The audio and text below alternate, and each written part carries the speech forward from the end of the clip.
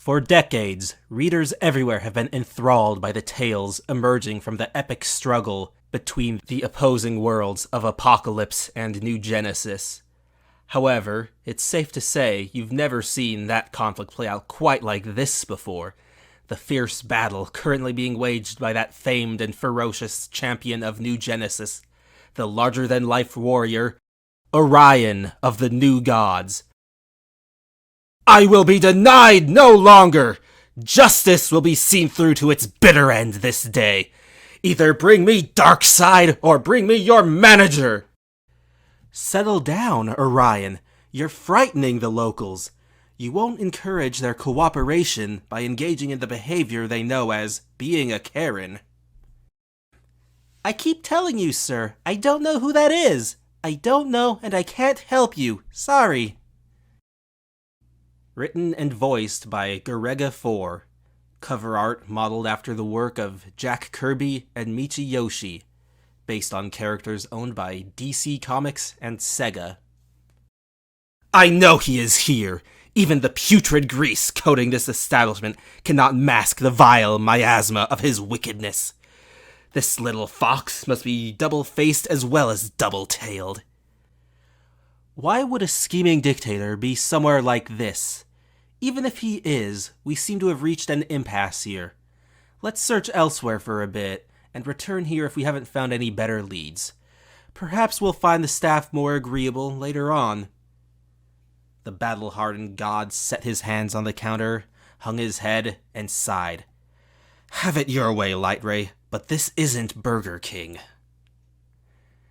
He pushed himself away from the counter and walked out of the building with his companion. He cast a glare back at Tails as he mounted his astroglider, which he had left in a handicapped space, before flying off. Okay, he's gone! You can come out now! The fox shouted towards the back. The door to the kitchen opened, and an imposing muscular figure, his face and skin like weathered granite, stepped forward. Though he stood up straight, arms audaciously crossed behind his back, his glowering gaze, those red eyes simmering ominously beneath his thick brow, was cast down towards the floor.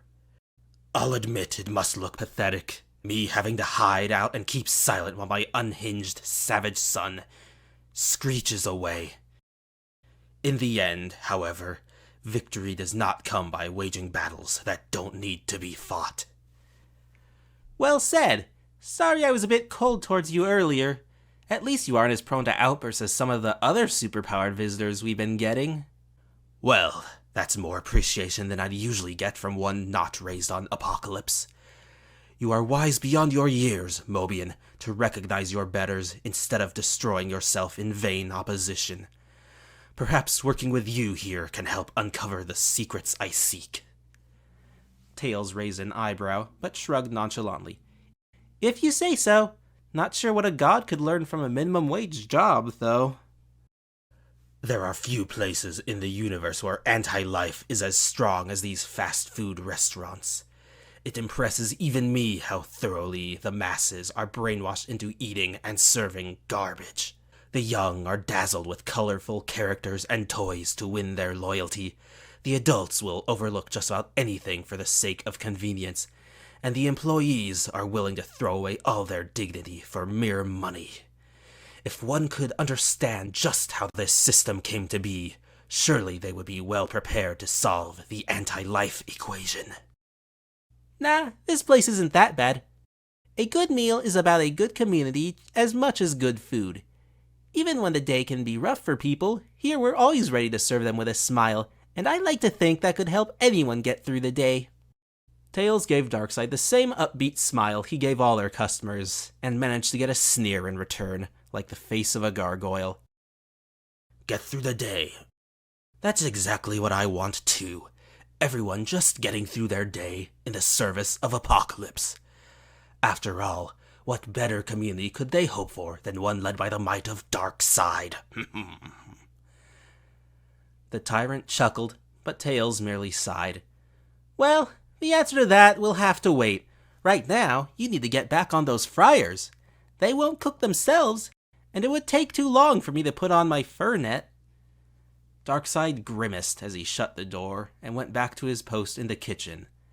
However, his smile actually did return slightly as he dipped the cut-up potatoes into the steaming oil and imagined himself at last throwing that meddlesome Orion into the fire pits of Armageddon, triumphantly shouting, "Rev up those fryers!" Chapter 2. Teen Titans Go to McDonald's. "Tails! Hey, Tails!" A young rabbit girl shouted as she threw the doors to McDonald's wide open and charged inside. "Now, Cream, there's no need to shout," her mother said as she walked in after her, accompanied by a large crocodile. However, the young rabbit stopped dead in her tracks when she saw that her friend was not behind the counter and took in the hideous sight of his replacement. She ran back to her mommy. "Mom, that man is scary! Make him go away! I want to see Tails!"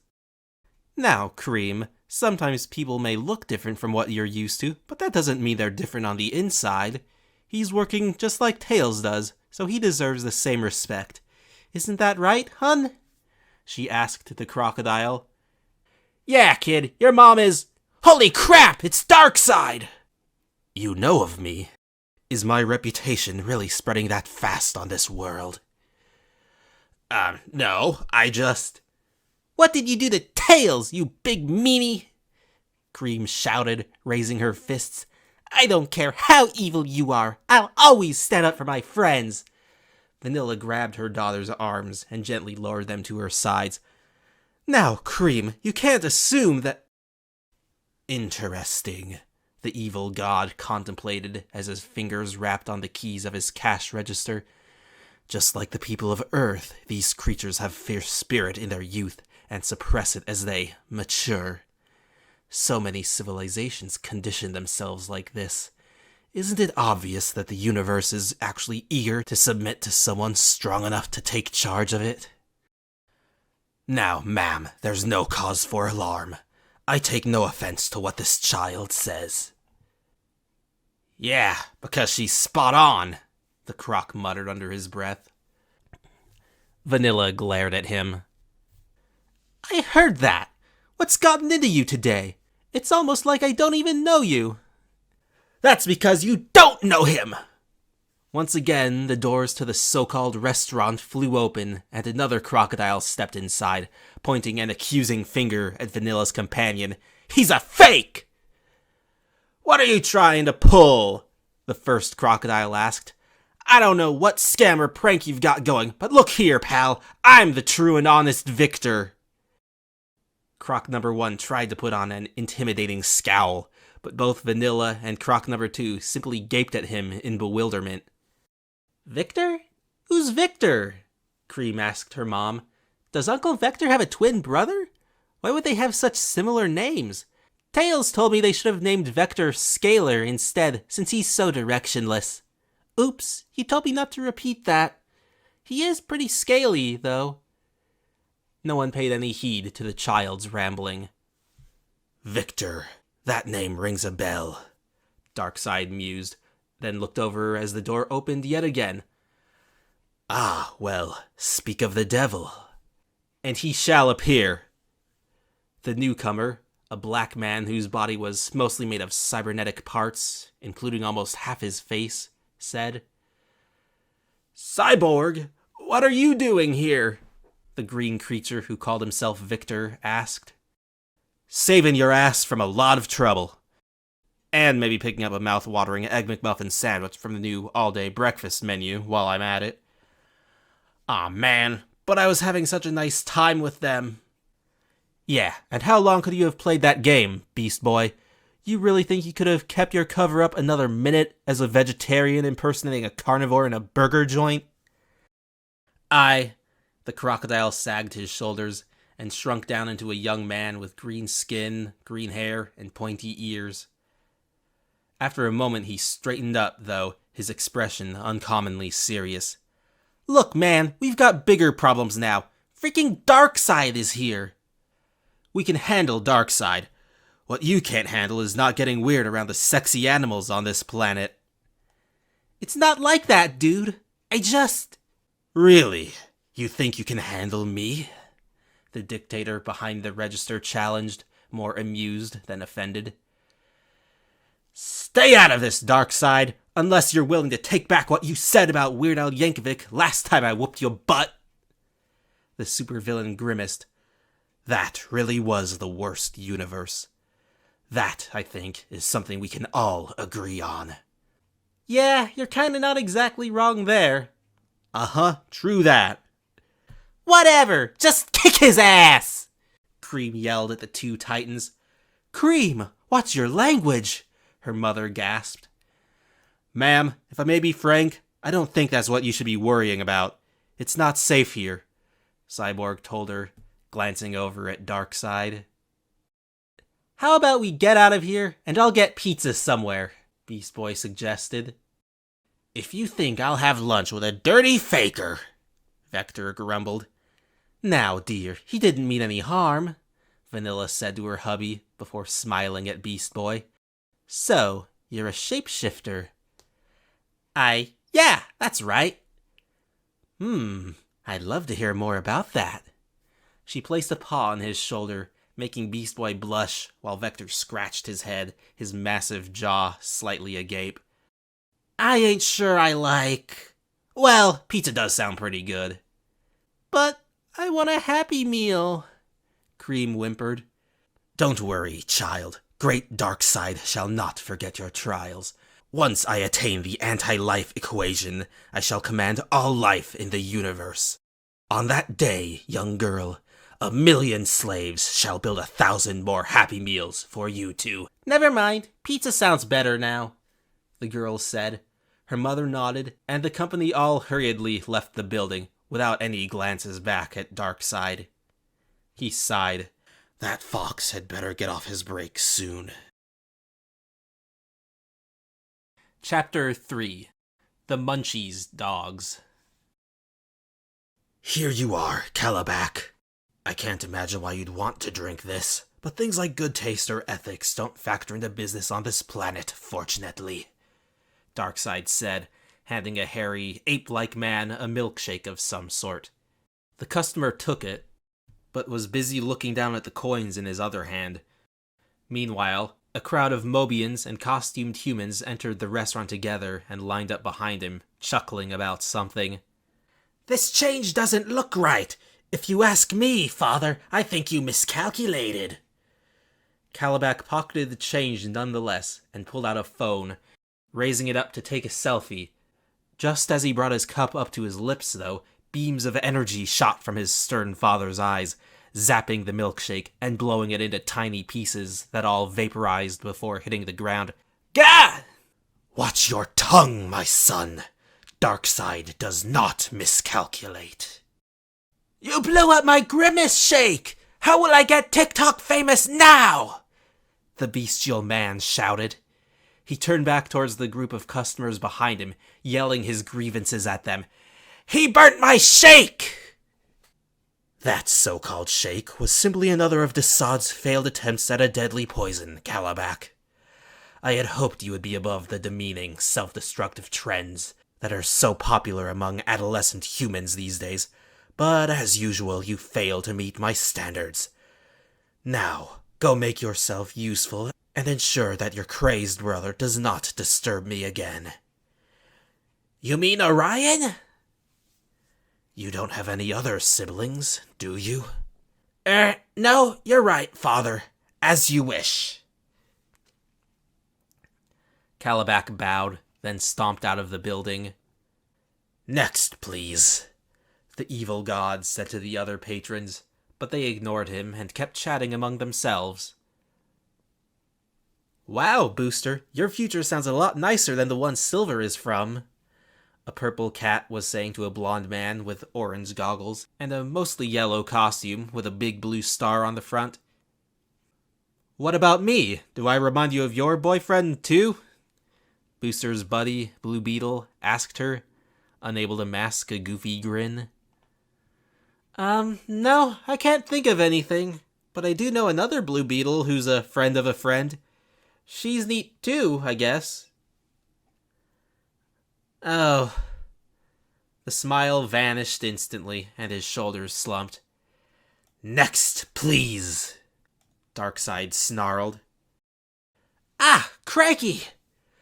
A small raccoon was the first one to notice he was speaking to them. "We want a dozen cheesies," she shouted eagerly, in an accent quite similar to what would be found on Earth in Australia. "A dozen what?" "Cheesies! What else would we come to Macca's for?" The raccoon stepped right up to the counter and stood on her tiptoes to get as close to Darkseid's face as she could manage, glaring up at him. However, Blaze quickly pulled her back and apologized to their cashier. "Sorry about Marine. She's talking about cheeseburgers." "I see. And do you really want a dozen of them?" "Well, you know, we've been living up to my name today. We've been smoking all sorts of things, and I don't mean durries," the raccoon giggled. "Indeed," Beetle nodded. "Everyone knows that when you mix blue and gold," Booster put his arm around his friend's shoulder, grinned, and gave a thumbs up. "You get green," they boasted together. "It is none of my concern what you're doing with your free time," Darkseid stated dismissively. "You sure about that? If you had your way, no one in the universe would ever have free anything again," Booster Gold retorted. "That has no bearing on our transaction here. Now, will there be anything else?" "Bloody hell! Even in your grumpy moods, you're a ray of sunshine next to him," Marine nudged Blaze. "We thought we'd meet up with Tails, and we get Mr. Sourpuss. Sure you can't help this drongo lighten up?" Booster's face lit up. He'd clearly just had an epiphany and asked, "Hey, does Darkseid smoke weed?" "Nah, I don't think so," Beetle responded. "If he did, why would his arch-nemesis be the Highfather?" He chuckled, but Booster frowned, deep in concentration. "I don't know, man. If those new Genesis dudes were into grass, why didn't Scott ever want to turn on with us when we were hanging out in the League? I don't think he could even handle the herbs in his kitchen." He did his idea of a Mr. Miracle impression, which was needlessly effeminate. I fear time, Highfather. It's an enemy greater than Darkseid." Booster, sure we should be talking about Scott in front of, you know." "What, you're afraid mentioning Scot-Free will set me off into an uncontrollable fit of rage? No need. There'll come a day when he will no longer be able to escape his fate, along with the rest of his friends' club. Today, however, you are still free to enjoy your, cheesies. Now, will there be anything else?" Just some drinks for all of us, I think," Blaze said. Her companions nodded in agreement. "And who will be paying today?" The interdimensional stoners all looked at Blue Beetle. "What? All right, fine. I suppose I can afford to treat a stoned alien cat princess to fast food once," he grumbled as he paid for their food. "Your order number is 42. The malevolent god handed Beetle his receipt, and Marine burst out laughing. "Bugger, that's a good number for us, ain't it? Glad we ran into these blokes." "For sure," Booster nodded, as they all went off to find a table, and sang out, "Remember you are blazing, still your fart is blazing." The cat sighed. "I'm never going to live that down, am I?" Chapter 4, Tempest's Wake. Notes: Tempest the Dolphin belongs to Sonic Legacy, a pretty sweet collaborative fan comic. Link in the description. Also, special thanks to Fours and Celeste Orion for being positive about her inclusion here. I'm glad he didn't turn out to be like that other Orion we know and love here. I mean, I like shouting chicken jockey as much as the next bastard, but I expected better from the Minecraft movie. They got fraggin' Jason Momoa, and all he did was 69 with Jack Black. It's not the Minecraft movie, it's a Minecraft movie. The distinction in the article is important, just like with a portrait of the artist as a young man. Two big men entered the restaurant, one wearing golden scale mail, while the other looked like a mix between a biker and a member of Kiss, with his leather jacket, literally white skin, and wild black hair. Between them was a blue Mobian with a fish-like tail and fins on her head. After spotting Darkseid, the blonde one stopped dead in his tracks, taking a defensive stance with an arm stretched out to protect the aquatic Mobian. "Careful, Tempest! Hell is empty, and the devils are all here!" The dolphin simply laughed. "Don't worry, Aquaman. If you and the main man can take down Eggman that easily, what can Grimace here do?" Aquaman shook his head. "No, next to him, your adversary was a joke. I had hoped he would be a worthy foe, but he turned out to be nothing but a weak fool." "Well, he might not have been much of a workout, but I had fun with him. The look on his face was fraggin' hilarious while it lasted." The main man chuckled, then added, "His face, that is." "I still don't think it was necessary to go that far, Lobo. It was obvious that Baldy was all talk." "Well, at least he'll have plenty of time for self-reflection before he recovers." "Pah, all your seahorses and all your mermen can't put him back together again."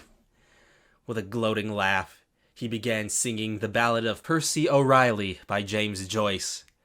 "Have you heard of what Humpty Dumpty, how he fell with a roll and a rumble?" Aquaman ignored him and cautiously stepped up to the counter. "Well, looks like even a king can't resist our slop," Darkseid stated with ironic amusement. "Not my idea. Tempest wanted to cook us dinner to show her gratitude, but—" "I ain't got time for that," Lobo interjected. "Look, I appreciate the gesture, Fishy, but I got dolphins back home who are missing me too." "Hey, first of all, I'm a mammal. Also, I may not be some fancy flying space dolphin, but I do have a real nice Starfleet costume. You're really missing out if you don't want to come over to take a look at it." "Enough," Aquaman said. "Let's just get this over with. I'll have a fish fillet." Darkseid silently nodded as the King of Atlantis spent a moment staring him down. "What, no snarky remarks about that?" "Why would you expect me to stoop to such petty schoolyard antics? Still can't get over being subjected to mockery and ridicule for your time with the Super Friends." "Talk about the pot calling the kettle black. Did you forget how you simped harder than the Simpsons themselves for Wonder Woman back in those days? The only way you could have been more pathetic is if your last name was Phil. You must have made some miscalculations when scheming, and wound up solving the anti-wife equation." The malevolent cashier ignored these insults, and glowered down at Tempest. "No seafood for me. I've already had enough of that to last a lifetime," she said, and she and Lobo both ordered burgers and fries. She gave Darkseid a penny, a nickel, a dime, a quarter, a gold dollar, a dollar bill, and even a $2 bill. "This is all I have on me." "Okay, that's 1, 6, 16, 36, no, wait, 51? No, that's not it. 1, 6... Feedles giz, and you're telling us you can solve the anti-life equation?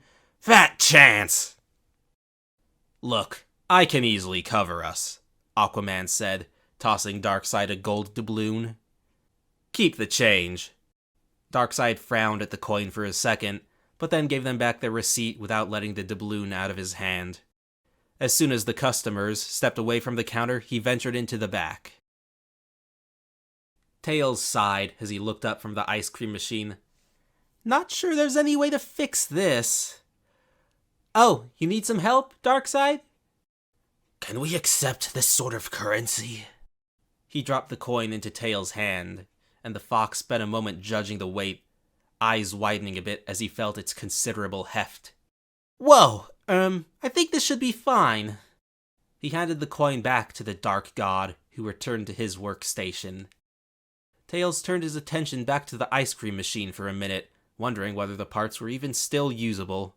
Suddenly, a portal opened up behind him, and out came a giant floating chair bearing a man in some sort of blue leotard covered in circuitry. Whoa, nice chair, the Mobian said to him. I knew it would be popular on this planet, but we have more important matters to discuss. Is it about the new guy? Sure, he's not really the warmest, so I don't think he works best up front, but I'm no judge of character. Next to the mysteries of the universe, such matters are of little consequence. However, you should know that Darkseid is at the center of much conflict. I figured, but I should give him a chance, right? Maybe if he tried a more peaceful life and got a break from fighting off all those superpowered wackos, he could thaw a bit. Why are you going out of your way to warn me, anyway? I've heard you are a fellow lover of exotic knowledge and technology. Perhaps your connections to Darkseid could prove a great opportunity for you, as they were for me, if you can manage to reconcile them with your morals. Either way, I'd advise you to prepare yourself for the battles that are to come. The portal reappeared behind the chair, but before the mysterious figure could float back in and disappear, Tails said, Hey, wait, Mr. Metron. Metron, think you can help me fix the ice cream machine? Well, it hardly seems worth my time, but it shouldn't take more than a minute. Meanwhile, the dolphin and her gruff companions had taken their seats, with Tempests taking the opportunity to bring up some of her concerns with the Ocean King. So, I've heard that, on Earth, the Yakuza are rounding up and slaughtering dolphins so they won't interfere with the fishing industry. That's not true, is it? Lobo put down his drink and gaped in abject horror, though his usual bravado returned soon enough. What? I'll straighten out those bastages, and if they try getting away, dame yo. Aquaman put up his hand for silence, and surprisingly, Lobo stayed quiet. I'm looking into that. The humans are just up to so much bad shit these days. Most of them can't see what's happening out on the open ocean, after all, and out of sight means out of mind for them, so hardly any of them give a damn about what their species is doing to our seas. Right now, I'm trying to round up the shark fin poachers. I swear, no one gives a shit if sharks go extinct, as long as they still have their lolly shark girl VTubers to beat off to 4 times a day. Do you mean Gargura? Tempest asked. Nah, she was great. If you're not into anime girls, though, Fleetfoot draws some real nice anthro sharks. Lobo nodded solemnly and stated, Nature does not know extinction. All it knows is transformation. Everything science has taught me and continues to teach me strengthens my belief in the continuation of our spiritual existence after death. Tempest and Aquaman stared at him, bemused by his out-of-character profundity, until he explained, This Von Braun guy who was real good at blowing shit up said that. Just look at me.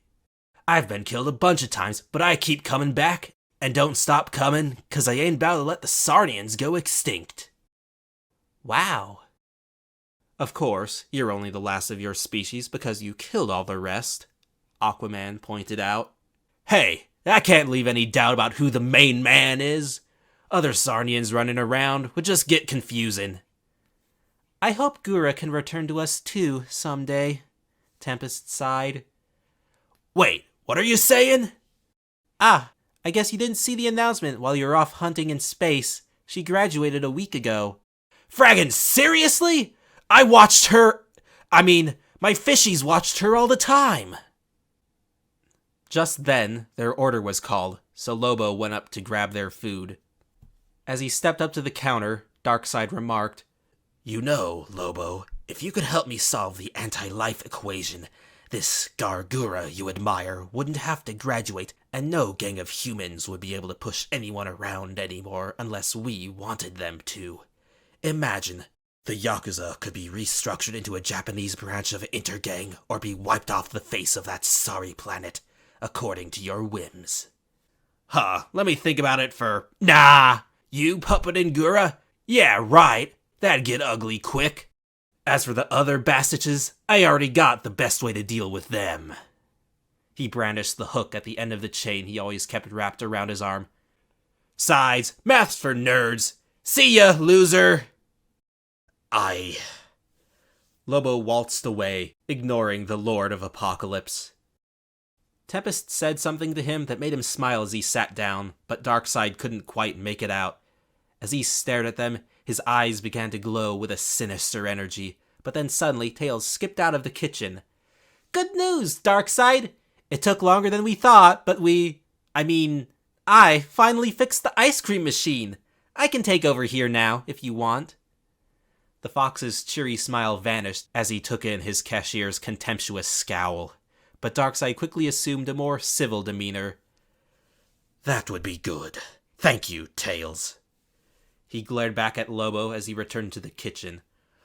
"Hopefully that's the last mad hunter I have to deal with today." Chapter 5. The Game is Afoot, Lettuce. "Getting the burger, Edwin." "Are you really sure this is the best way to find him, Charles?" Two teenage boys, in what looked like British school uniforms, stood by a pair of trucks being loaded with crates of beef patties from a warehouse.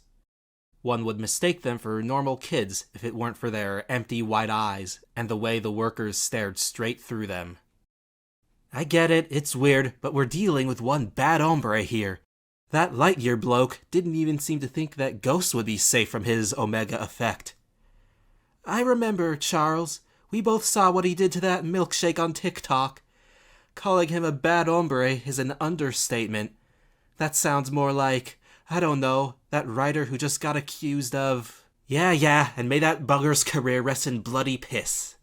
Guess I picked up a bit of slang after spending so long in California on our last case. Edwin remained silent, frowning at the box of frozen patties. "Look, Edwin, if this seems too dangerous, I can check out all the McDonalds on my own. That shouldn't slow us down much at all. You can follow the trucks, or see if you can find a delivery schedule or something, and tell me where I need to go to investigate all the locations as fast as possible." "No, I can handle this. It's just, splitting up and waiting alone in a slab of frozen meat is not going to be a grand old time." "I know. If you still want to do this, just think about what a feather it'll be in the cap of Roland and Payne Detective Agency to solve a case for those space gods. If we make them happy, we could get clients from all over the galaxy." "I still wish we were clever enough to think of a better way than sneaking in with the deliveries." "I know, but it seems like the surest way to avoid trouble. If something were to happen to you, Charles trailed off, glancing to the side until Edwin placed a hand on his shoulder. "Ha! I never expected you to be the one telling me to be careful," Edwin teased. "Ha! Guess that's true." The ghost boys smiled at each other for a second, until the trucks revved up. "Guess this is it, then." They stepped back, drawing away from each other and towards the different trucks. "Right then. If things start to look bad, just remember what I told you before. You don't have to stay anywhere forever," Charles told Edwin. They nodded at each other, then stepped through the walls of the trucks and disappeared from each other's view just as they drove off. Inside McDonald's, Tails was once again at the cash register. Just as he was thinking that, with him in front, they should be able to avoid any more conflicts with the customers, a portly gentleman limped in, with half his face covered in bandages and an arm in a cast. Because of that, it took Tails a couple seconds to recognize him, but once he finally did, he gasped. Eggman? I thought the main man, ba-ba-ba-da-ga." "You mean that nasty alien fellow? Humph. He may have gotten a few good hits in, but nothing I can't fix with my access to the most sophisticated medical technology in the world. Thanks to the power of reconstructive surgery, I can once again function as a normal male." I really didn't need to hear that. Just tell me your order." "As a matter of fact, I came here to try one of those new Evangelion burgers." The what burger?" "You heard me. The Evangelion burger." He pointed back at the poster on the window, as seen in the title page of Chapter 1, then pulled out his phone and showed Tails a commercial on social media. "I should have known you'd be into Ava. Trapping innocent souls in your hideous robots is your entire modus operandi, after all. Got me there, but you know what they say. The customer's always right. Sure. Tails stated flatly as he turned his attention to the screen on his cash register. Okay, we do have those. Which of them did you want? I don't like your attitude, Fox.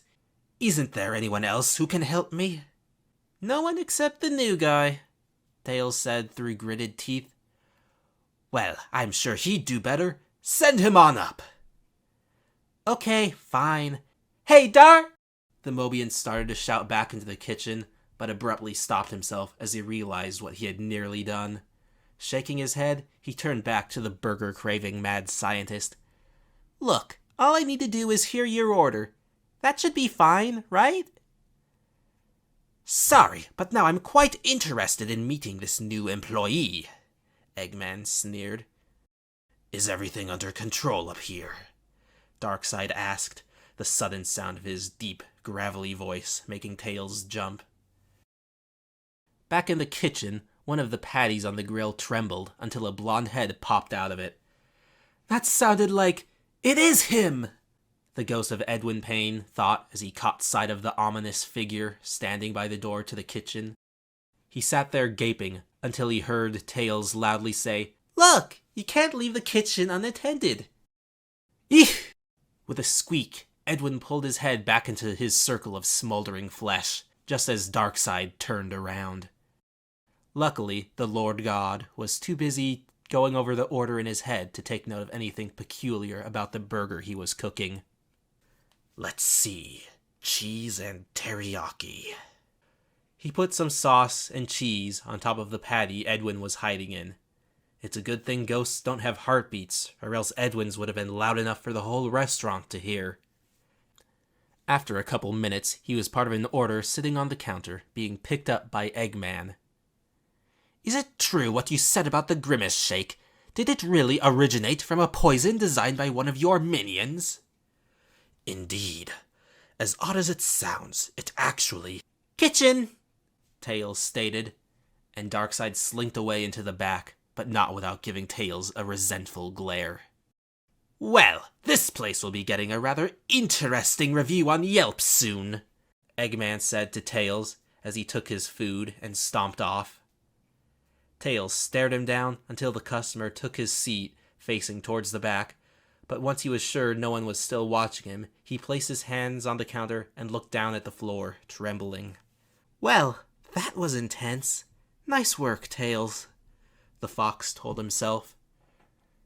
Meanwhile, Eggman was just about to bite into his burger when Edwin's head once again popped out of it. Thank heavens, the coast is clear.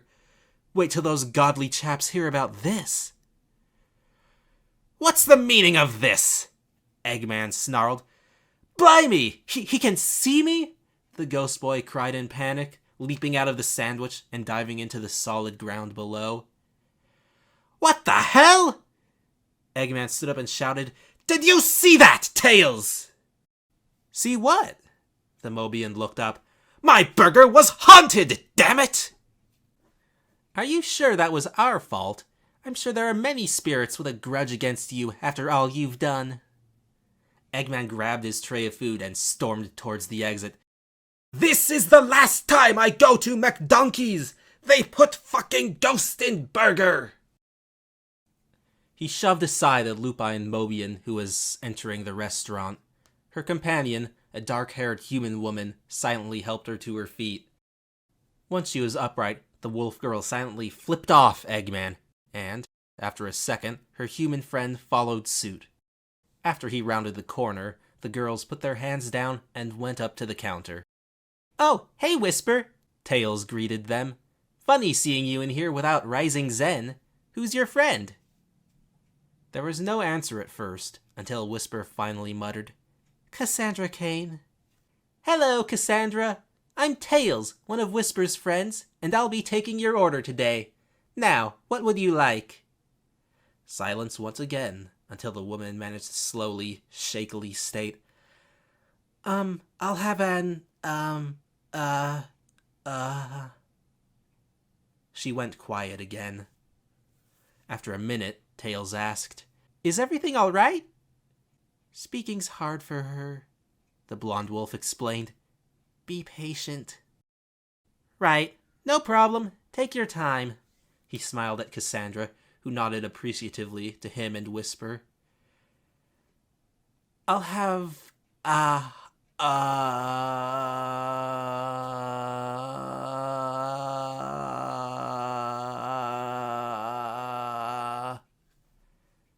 We'll check in with these three later. What happens next will astound you." Chapter 6. The Sigma Effect.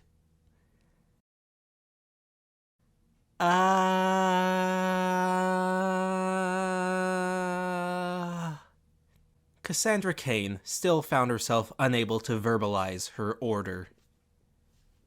Tails waited a minute, but after that, he raised his hands up and asked, "Do you know any sign language?" He signed the question as he spoke, and then also signed, "Is this better?" Cassandra nodded, and they had a silent discussion for a little while, until suddenly, "Do you guys have any Szechuan sauce?" A teenage boy in a red shirt stepped up to the counter. "In a minute, I'm busy with other customers," Tails said. The young man did not seem pleased with that answer, and climbed up onto the counter. "I want Szechuan sauce!" Please get down, sir," Tails whimpered. "Where's my Szechuan sauce?" The lad jumped up with each word, turning each one into its own exclamation, punctuated with a stomp. "You mean like the sauce from that old promo with..." "I'm Pickle Rick! Wubba-lubba-dub-dub!" Tails ran into the back as the boy continued to shout nonsense. Darkseid, some kid is freaking out up here." "Yes, so I can hear. Have you decided you need my help after all?" I don't know. Years ago there was this Disney movie, Mulan. We had this limited sauce tying in with it. And then this cartoon. Rick and Morty was a mistake. I wish Dan Harmon would have revisited La Cosa Nostroid instead of... Though Tails' rushed, disjointed explanation didn't really clear up much, it did still manage to capture the Lord God's interest. "Mulan, huh?" He pushed Tails aside as he stepped out of the kitchen. "In that case, let's get down to business." Meanwhile, the young man had jumped off the counter and was thrashing about on the floor. Whisper and Cassandra simply stood aside and tried to ignore his screeching, "Ree! Ree! Ree! I'm Pickle Ree!"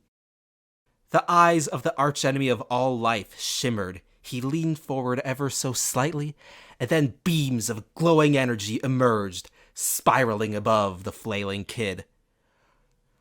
"Holy shit! What the hell are those?" The teenager gasped as he jumped to his feet. He let out a shout as the finder beams arced down towards him. No! It was just a prank, bro! It was just a prank!"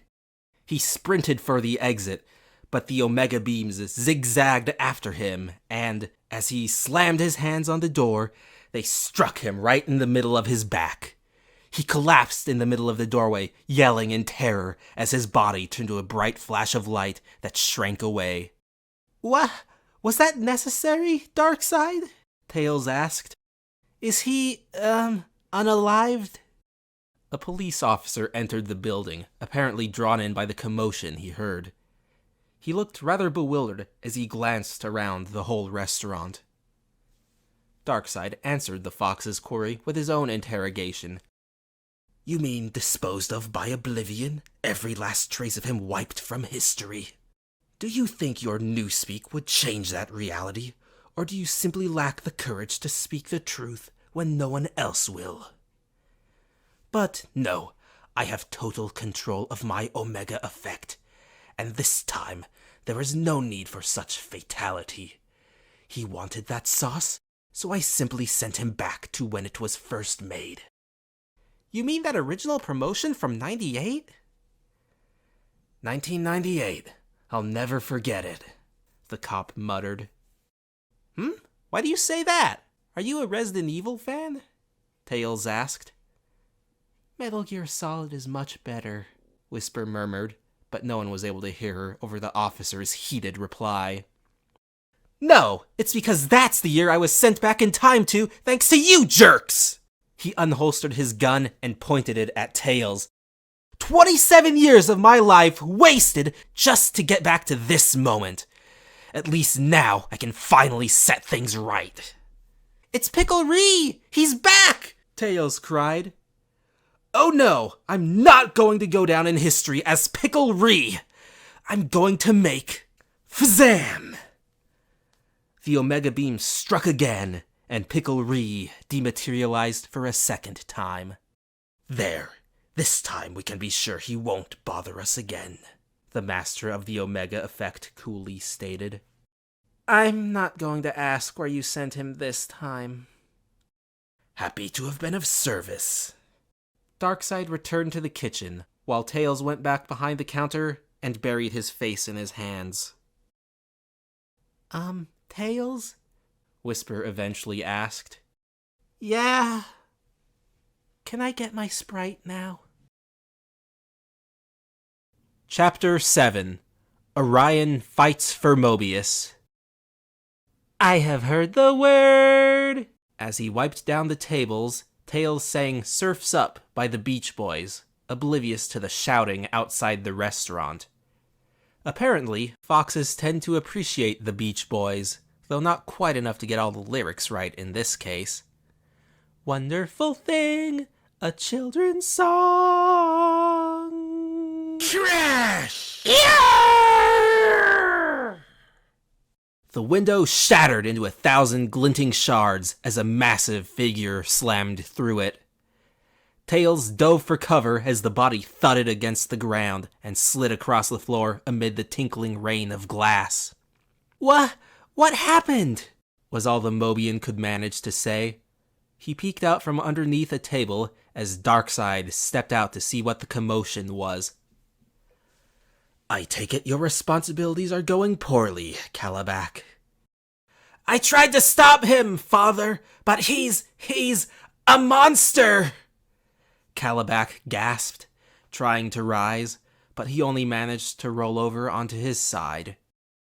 A monster? Well, I'll take that over being called a Karen. Oh no! Tails groaned, crawling out from under the table and rising to his feet. Not him! Orion stepped through the jagged remains of the window, glaring at Darkseid. I knew you were lurking here, and once we finally got confirmation from the others, I was able to convince the Highfather that nothing of value would be lost if I had to smash this place to get to you. I know you're not the best at thinking through your actions, but do you really think this is all worth it? I have done no harm to the Mobians during my time on their world. Yeah, try telling that to Pickle Ree, Tails muttered. If Darkseid heard him, he paid him no heed and kept addressing his troubled child. You, on the other hand, have threatened them, destroyed their property, and then acted as if they should be grateful to you. You can't manipulate me. I don't need to justify my actions to you when I know you're plotting atrocities here. Your concerns are ill-founded. My day here has proven fruitless. I just want to wrap up my shift and move on, so I'm afraid I don't have any more time for you today. Darkseid's eyes began to glow, but Orion stepped forward, spread his index and middle fingers into a V, and jabbed him in the eyes. Ah! Damn it! He stumbled back towards the kitchen. Orion advanced on him, but took a step back as his father swung out blindly, then followed at a distance just out of range. Hiding in the kitchen won't save you this time. Why don't you try fighting with dignity for a change?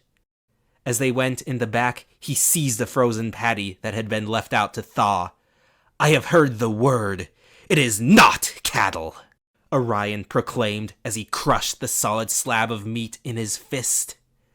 You dare accuse me of fighting without honor while you steal shameful tricks from the Three Stooges? The self-righteous hypocrisy of New Genesis flows as abundantly as ever. Darkseid held his hand up against the bridge of his nose. He sneered, silently taunting Orion to try that nasty move again and see just how futile it was now. A fierce right hook struck him on the cheekbone and sent him sprawling to the ground before he could say anything more. The father's impregnable defenses had been broken by his son's impetuous style. Laid out on the filthy floor of a fast food kitchen, he looked a far cry from a great emperor. Not Ozymandias, not Alexander, not even fit to sit beside Norton the First. Tails stood just outside the door to the kitchen, anxiously watching this melee unfold. However, he did attempt to voice a protest when Orion seized the ice cream machine. "Hey, wait a sec, that..." The warrior from New Genesis slammed the ice cream machine down onto Darkseid's helmet as he tried to sit up. It splintered into dozens of fragments of twisted metal, and purple slush splattered all over the kitchen. "Stay back, Fox! This is going to get ugly!" The fierce fighter kneeled on the fallen dictator's chest and tried to strike him, but Darkseid broke from his daze all too quickly. He reached out to seize his son's throat, with a twisted scowl and the ferocious, defiant desperation of a cornered animal blazing in his eyes. Orion had to grab his father's arms to hold them back. Tails took one step forward, hesitated a moment, then continued his advance. "No, I think I should do something about this. Sonic always jumps in and does what's needed to help others, even if he doesn't always think things through. Sometimes it's good to be like that." He grabbed a cup and scooped up some of the purple slush from the ground. "Think this will help." "What is... Ah, that grimace shake again. Yes, it shall be a fitting end for Darkseid. Giving each other deadly poisons manufactured by the sod is a family tradition, after all." Tails handed the shake to Orion as he wrapped his arms around Darkseid's forearm to keep holding him back, even as Orion released his wrist. "Foolish Ah! The Lord of Apocalypse sputtered as his son thrust the cup into his mouth and the cold sludge pressed against his lips. "Shut up! Just die!" The pressure increases. The thick fluid broke through and its sickly sweet taste oozed down the dictator's throat. A peculiar smile seemed to cross Orion's face. "Well, this is gross," Tails thought. He looked away. Unfortunately, this momentary distraction was all Darkseid needed to break free.